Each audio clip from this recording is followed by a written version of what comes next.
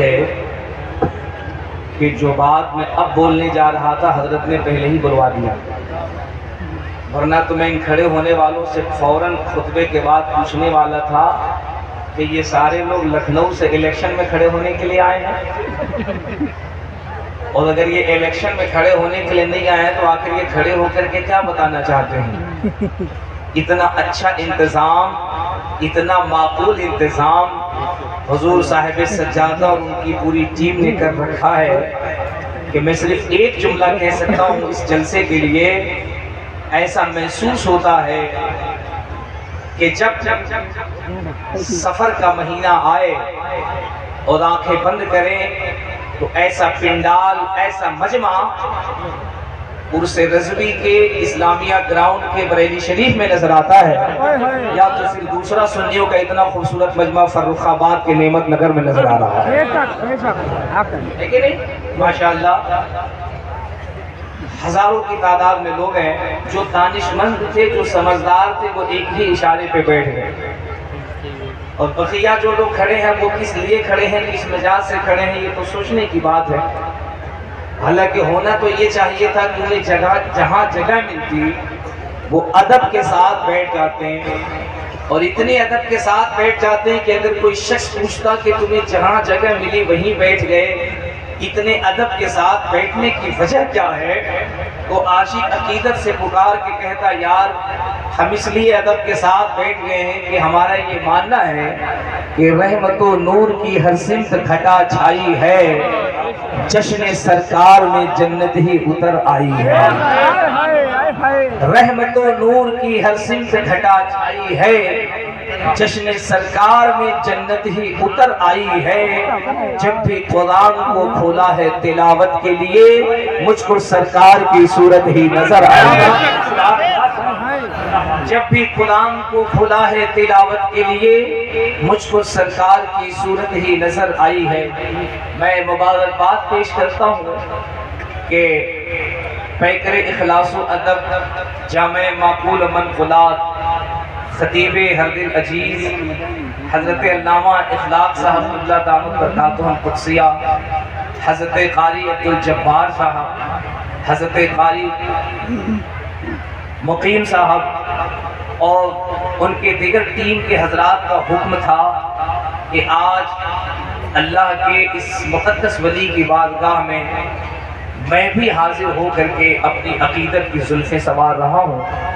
حضور صاحب سجادہ اور ان کی ٹیم کی مبارک آمد ہے، ہزاروں کا مجمع ہے، اس بات کا احساس ہو گیا کہ اس دور پرفتن میں جہاں لوگ کہتے ہیں کہ عرس ہنگامے کا نام ہے، تماشے کا نام ہے، خلفساریوں کا نام ہے، افراتفری کا نام ہے، آج حضور صاحب سجادہ نے بخش اللہ قادری چشتی علیہ رحمہ کے عرس مقدس سے یہ پیغام دے دیا ہے، چشتی ہوتے ہوئے بھی، قادری ہوتے ہوئے بھی، ہزاروں کا مجمع ہوتے ہوئے بھی عرس اس اعتبار سے کیا جا سکتا ہے کہ زمانہ دیکھ کر کے کہہ دے آؤ چشتیوں، اگر تمہیں عرس کا ادبی طریقہ دیکھنا ہے تو دیکھو، یہاں تمہیں چشتیت کے فیضان کے تلے غریب نواز کا فیضان بھی ملے گا اور بریلی کی احمد رضا کا فیضان بھی ملے گا۔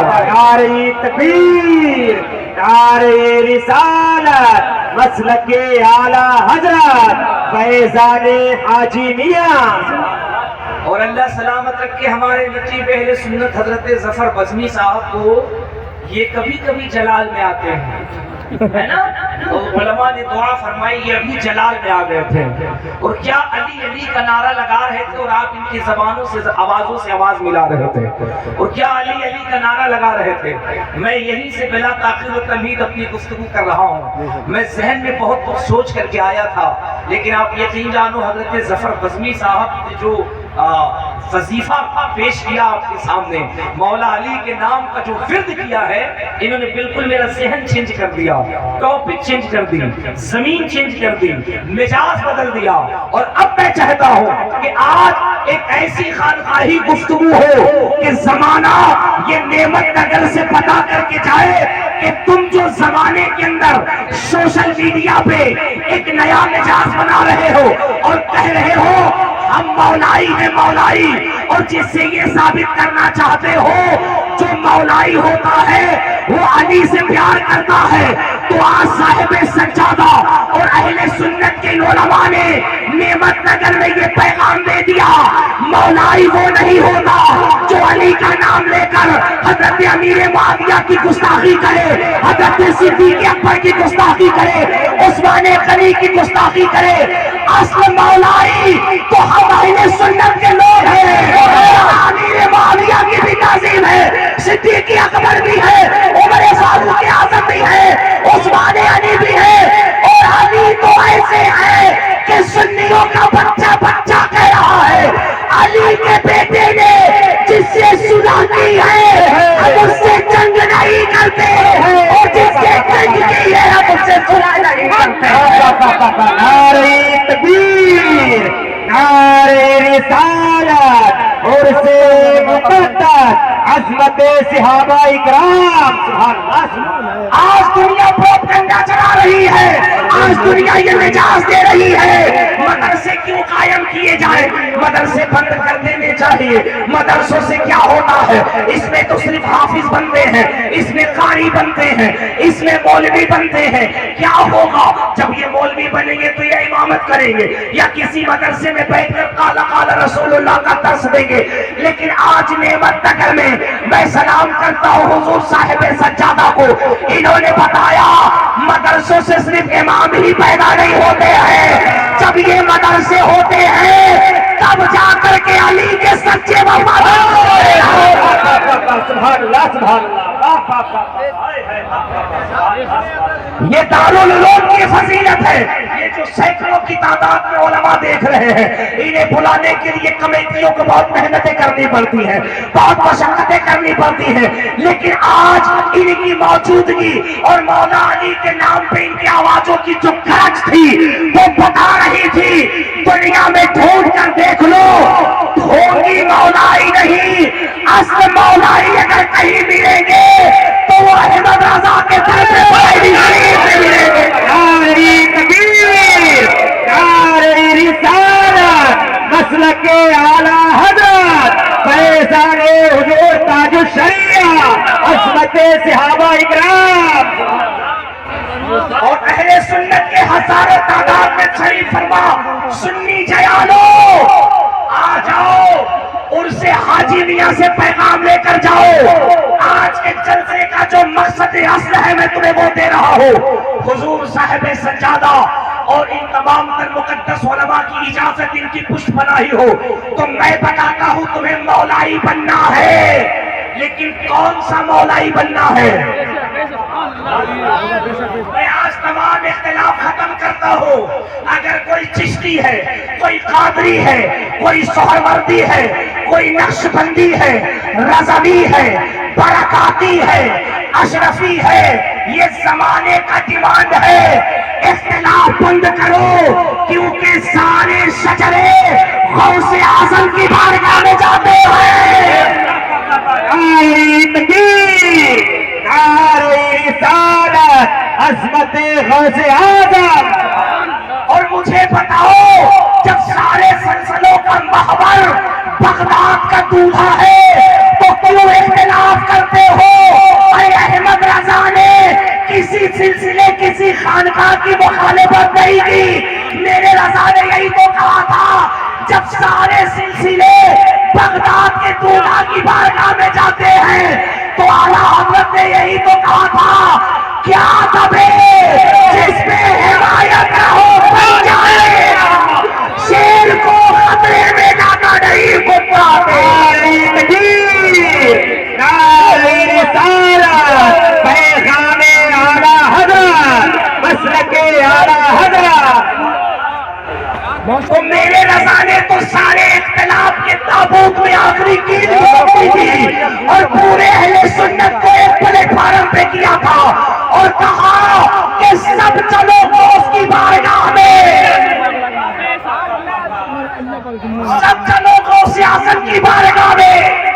دنیا نے پوچھا احمد رضا تم غوث کی بارگاہ میں کیوں لے جانا چاہتے ہو؟ تو کہا احمد رضا کا راستہ اس کے بعد علامہ نقی کا راستہ نہیں ہے، یہ راستہ مدینے کے مولا علی کا راستہ ہے۔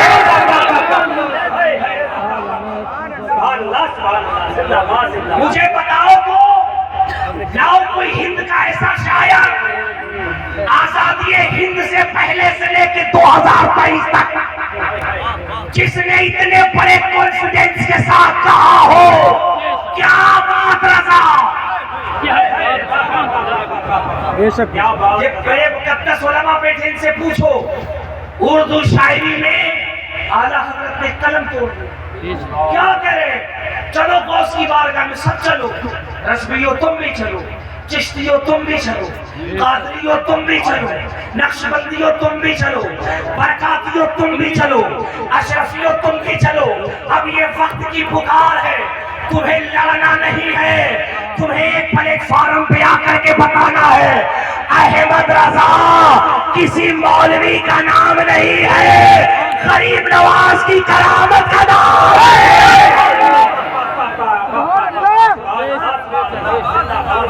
سب ایک پلیٹ فارم پہ ہو جاؤ اور چلو بغداد کے شہنشاہ کی بارگاہ میں۔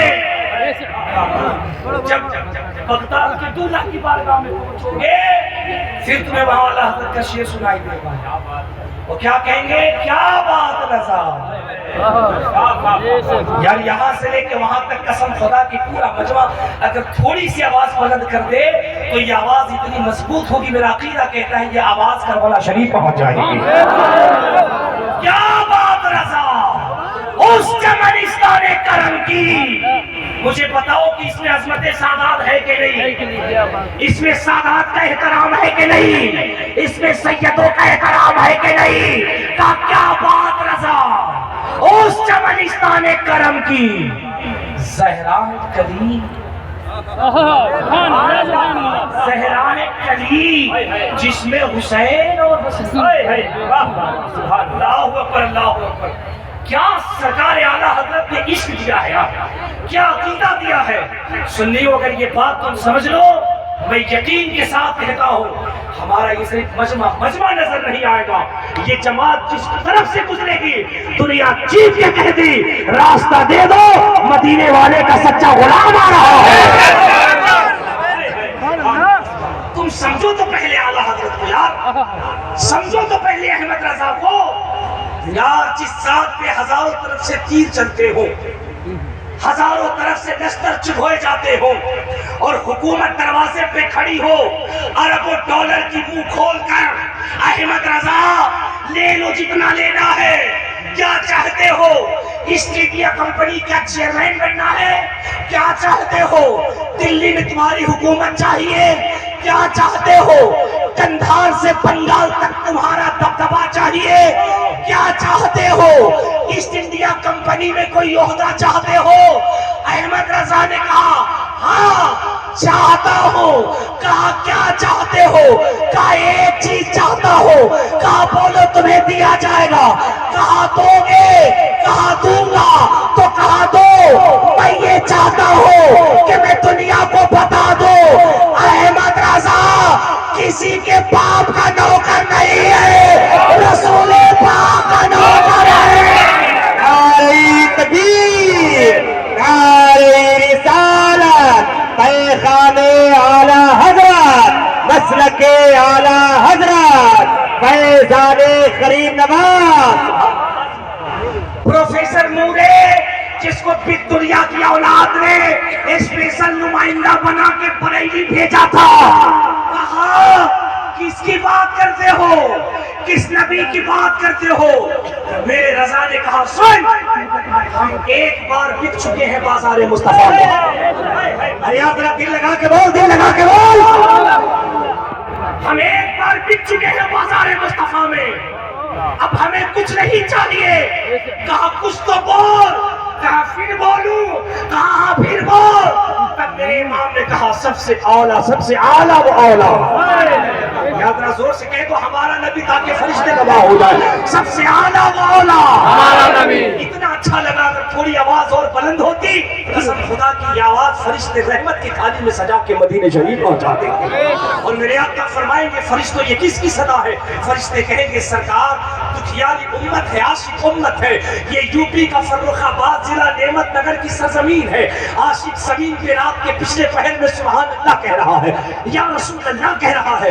مصطفیٰ جانتے تو سب ہیں، لیکن دیکھ ہمارے عشق کا امتحان کیسے ہوتا۔ سرکار کہتے فرشتوں یہ بتاؤ، یہ جن کی صدائیں تم لا رہے ہو، جن کی تم محبتیں لا رہے ہو، بتاؤ ان عاشقوں نے مجھے دیکھا بھی ہے کیا؟ دیکھا ہے کیا؟ دنیا کا دستور تو یہ ہے جب عاشق معشوق کو دیکھے، محب محبوب کو دیکھے، دیوانہ دیوانے کو دیکھے، اور ایک جملہ دیتا ہوں اللہ کرے میرے مجمع کو سمجھ میں آ جائے، جب مرید اپنے پیر کو دیکھے تب عشق کا پتہ چلتا ہے۔ فرشتوں پتا ان عاشقوں نے دیکھا تو اب فرشتوں کا جواب اور نعمت نگر کے سنیوں کی آواز بلند ہو۔ فرشتے کہتے آقا دیکھ کر محبت کرنا دنیا دار کی پہچان ہے، بن دیکھے محبت کرنا غلام احمد مختار کی پہچان ہے۔ نعرہ تکبیر، نعرہ رسالت، عظمت مصطفیٰ۔ اب میرے امام نے جو عقیدہ دیا، آدھا میں پڑھوں آدھا تم پڑھنا، ایک ایک شخص پڑھے آواز کسی کی کمزور نہ ہو، یہ ہے یہ سنت کی عقیدے کی نگہبانی کرتا ہے۔ سب سے اعلیٰ و اولیٰ اللہ سلامت رکھی نوازوں کو جو آوازیں بلند ہو رہی ہیں، اگر سبھی لوگ اس میں شامل ہو جائیں انقلاب پیدا ہو جائے گا۔ سب سے اعلیٰ و اولیٰ، سب سے اعلیٰ و اولیٰ، اپنے مولا کا پیارا، دونوں عالم کا دولا۔ ظالموں نے کہا بولو احمد رضا کیا چاہیے، کتنا لوگے؟ تو میرے رضا نے کہا تھا کون دیتا ہے؟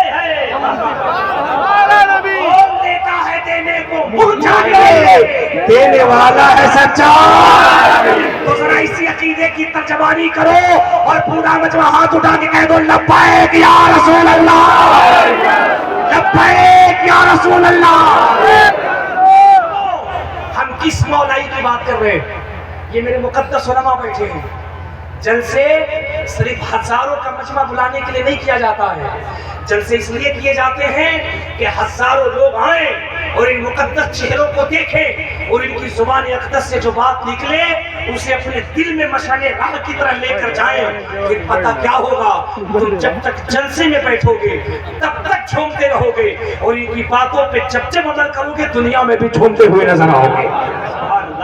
سنو تمہیں کون سا مولائی بننا ہے اور تمہیں کون سا سنی بننا ہے؟ آج سنیت کے نام پہ ایک مشن چلایا جا رہا ہے سوشل میڈیا پہ، ایک نئی چیز چلی ہے اور میں اسی سے تمہیں آگاہ کر رہا ہوں۔